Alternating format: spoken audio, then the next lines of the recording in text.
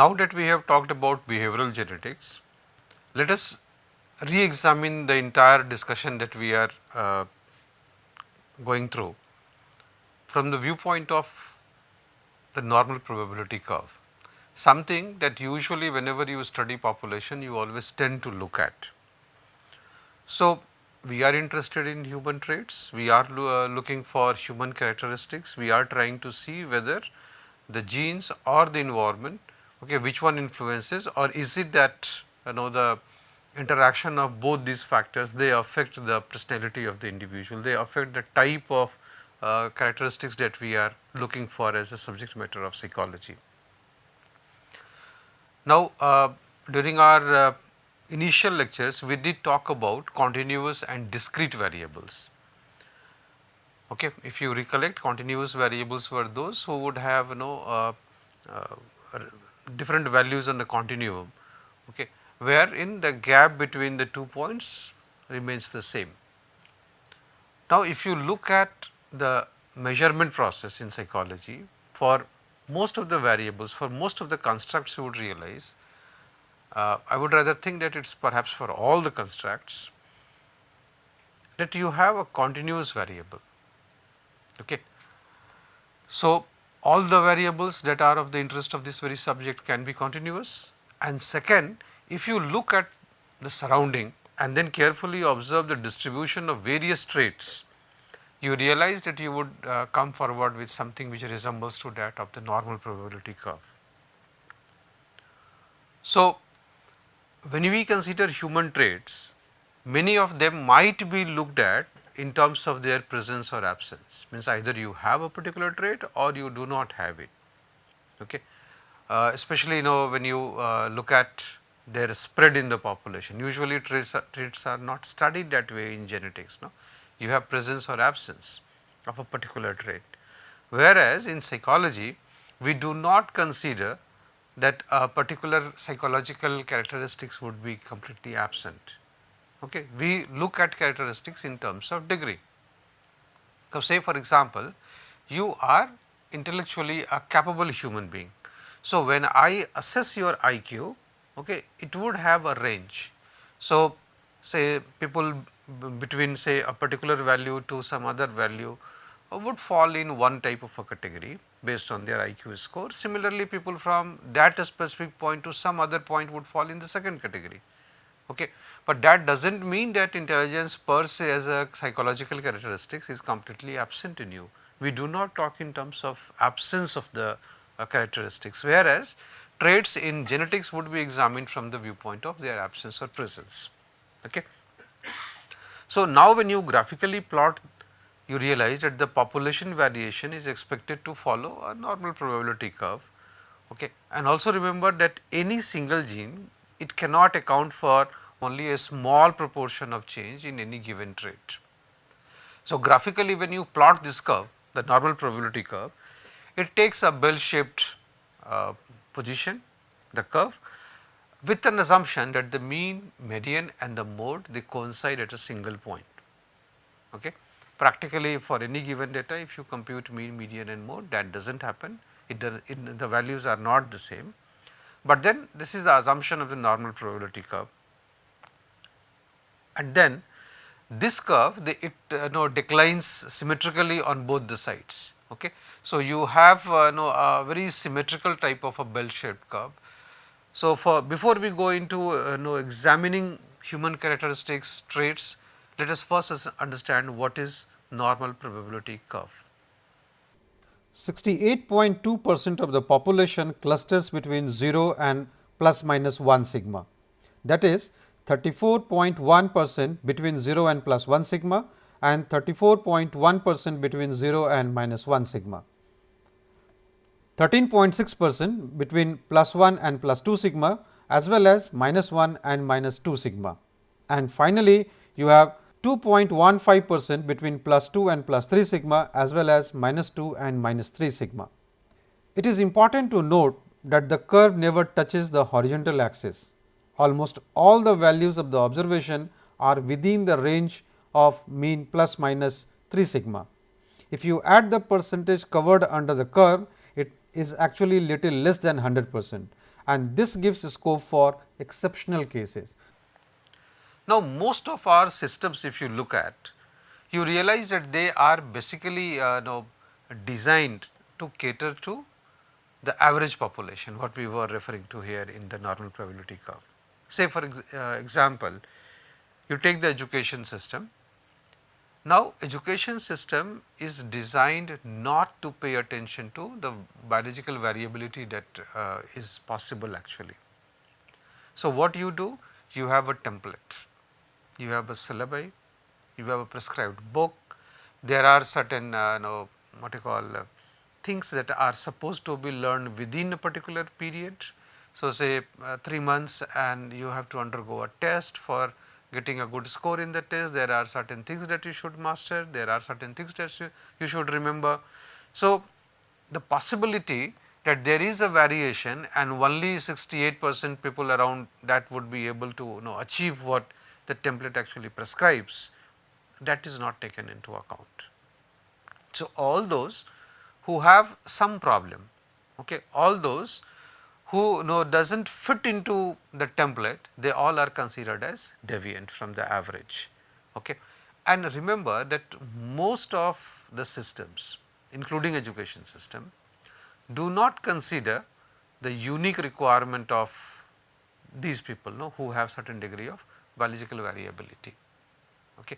So, we have been talking about variability, we have been talking about the fact that see we all are made little differently, and this variation actually helps the human race survive or any animal species survive.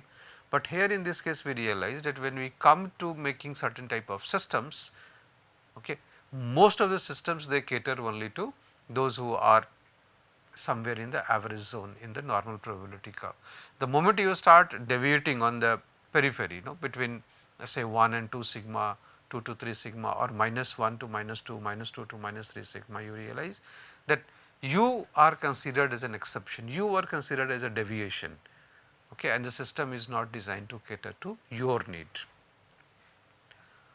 Coming back to behavioral genetics and understanding the limitation, that when we are trying to generalize, remember psychology would always try to generalize the findings.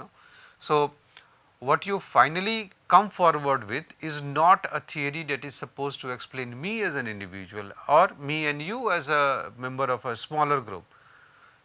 The theories are supposed to, the processes are supposed to explain overall how human psyche works. Okay. So, you would love to generalize the findings. Now, for generalization of the finding, you realize that there is a big hurdle. If you look at traits and the genes and you try to map it one to one, you realize that it is extremely difficult.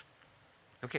Even the gene disease connection is not that straightforward. It is not that you can very easily map one gene to one disease. We took examples yesterday to look at this, and any single trait is basically not an outcome of one factor. So, what happens when you look at a particular trait, when you look at a particular characteristics, you realize that there is an interaction of the factors, and there could be a possibility that there are variation in the factors, there is a variation in the genotype, okay, and then there are certain type of environmental compulsions, all these they interact together.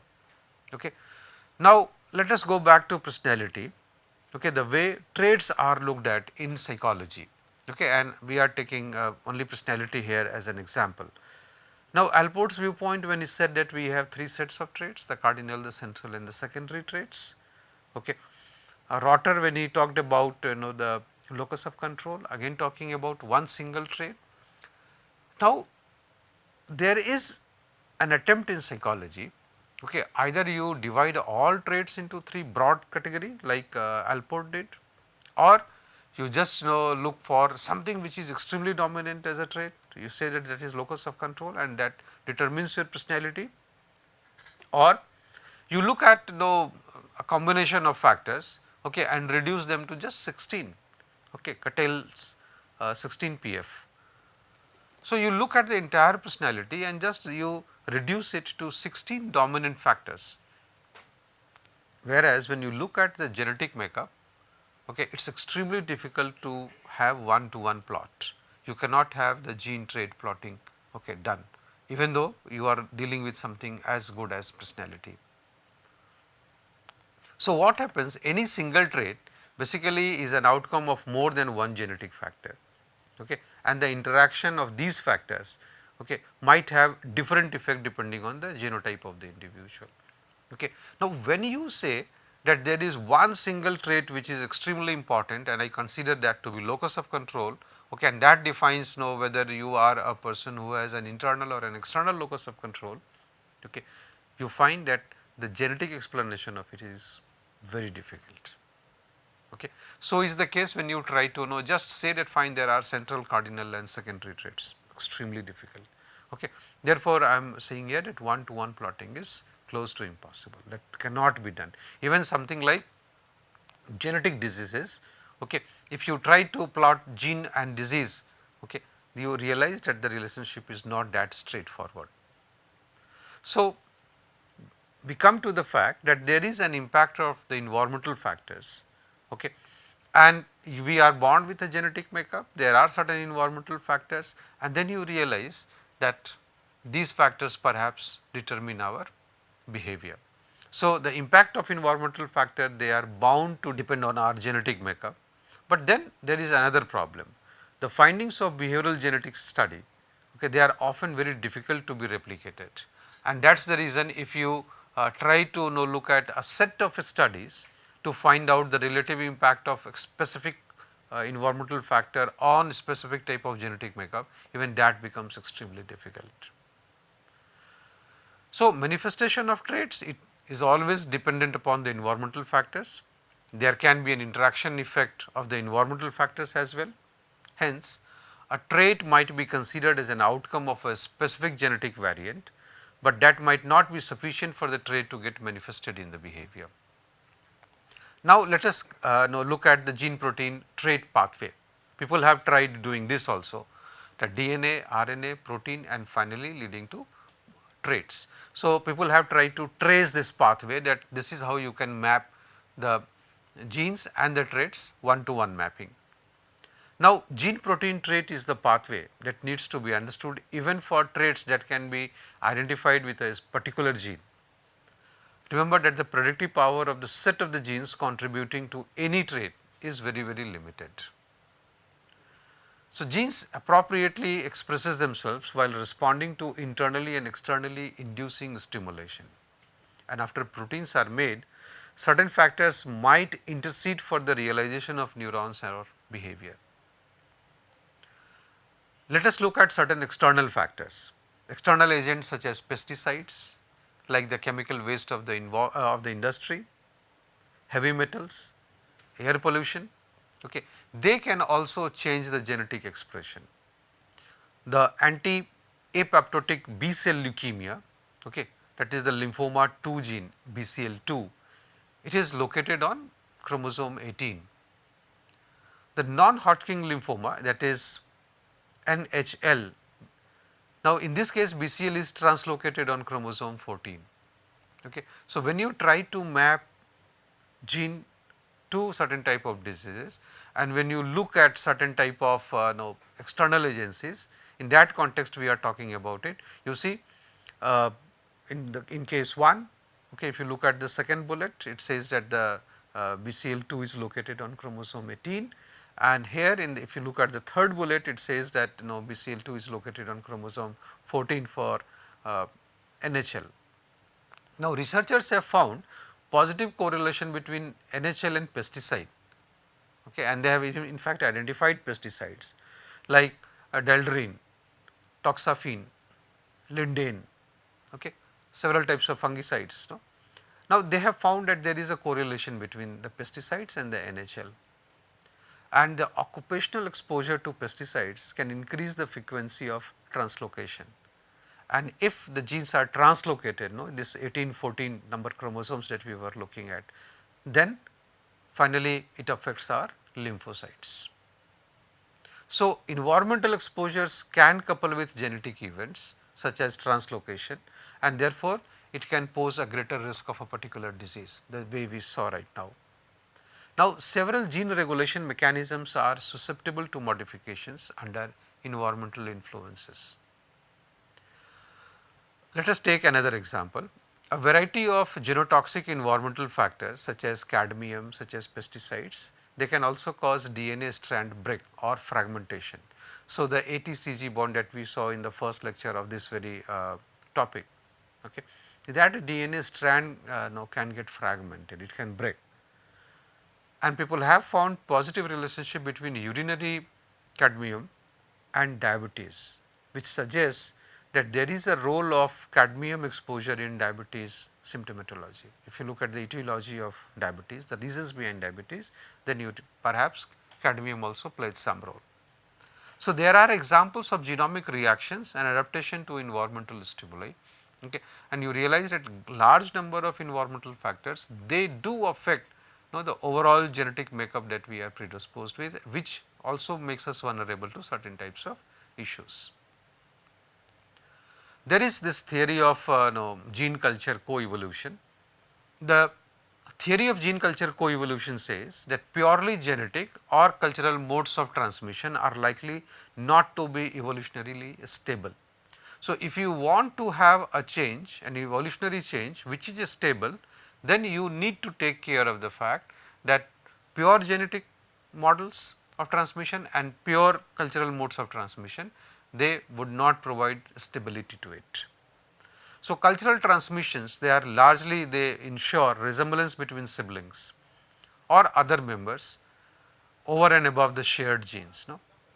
Say for example, if you look at your elder brother for instance. No? So, when you look at the resemblance, even we started looking at the photographs of two kids, okay, a brother and a sister, two siblings across certain developmental stage, and we try to look at the resemblance between them. Before we take up this topic, let us understand what is meant by monozygotic and dizygotic twin, what actually happens and how many types of such combinations are possible. Twins can either be monozygotic or dizygotic. Monozygotic twins are also called as identical twins. They develop from one zygote and form two embryos. Usually, the identical twins share the same chromosomes. Majority of the monozygotic twins share the same placenta even though they are into separate amniotic sacs. About 18 to 30% of the monozygotic twins have separate placenta as well as a separate amniotic sac. About 1 to 2% of them share the same placenta as well as the amniotic sac. Dizygotic twins are also called fraternal twins.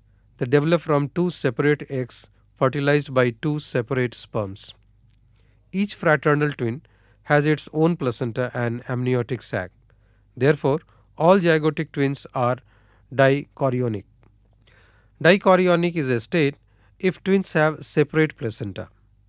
Monochorionic is the state when the twins share the placenta, and monochorionic diamniotic is the condition if twins share the amniotic sac. Now, Rushton et al. Examined the cultural and the genetic inheritance of individual differences in monozygotic and dizygotic twins for self-reported altruism, empathy, nurturance, aggressiveness and assertiveness. No? So, you say all of them are very celebrated psychological constructs, and he adopted the maximum likelihood model fitting estimation. What did he find? You see the additive genetic variation, you see the common environmental variance, and then you see the specific environmental variance. Okay. And there is an interesting spread. Altruism for instance, okay, you have a spread, a division, so is the case with environmental variance, so is the case with a specific environmental variance. Okay. Then there has also been a great deal of discussion on deprivations.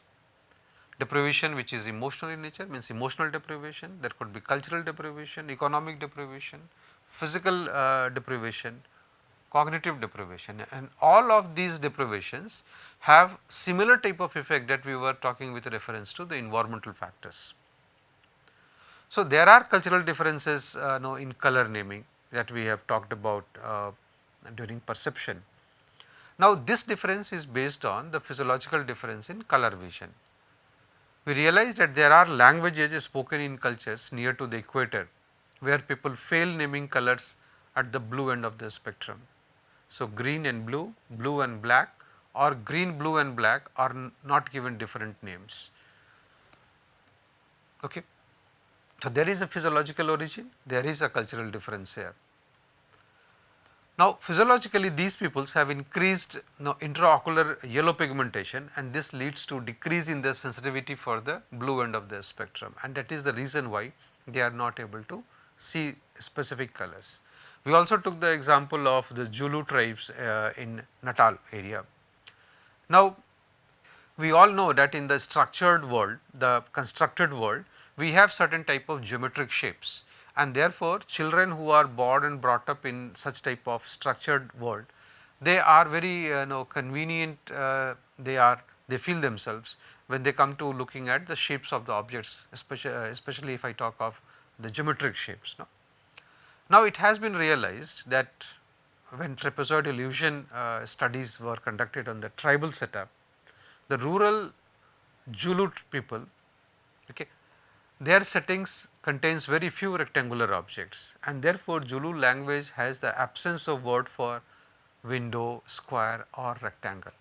Whereas, in our case, the children of the structured world, they would very easily be able to decipher and make a distinction between square and rectangle. Now, when this trapezoid illusion study was conducted, it was realized that the rural Zulu children had less illusion compared to their urban counterparts, and most Zulu children did not report illusion at all. We also know that there are certain social roles that we learn, and learning basically has to do more with how desired a particular skill is in the given social context. So, it is the socially desired skills that we look for, and therefore, our behavior automatically gets modified. So, overall it seems that the gene and environment, they cooperate in the construction of the organism. Gene of course, they determine our traits, but gene require environmental and behavioral inputs to function in the normal course. So, with this we conclude our discussion on behavioral genetics, thereby trying to understand what is the effort of, the influence of, the impact of the genetic factor and the environmental factor, and how nature and nurture both combine together to give us shape as a human being.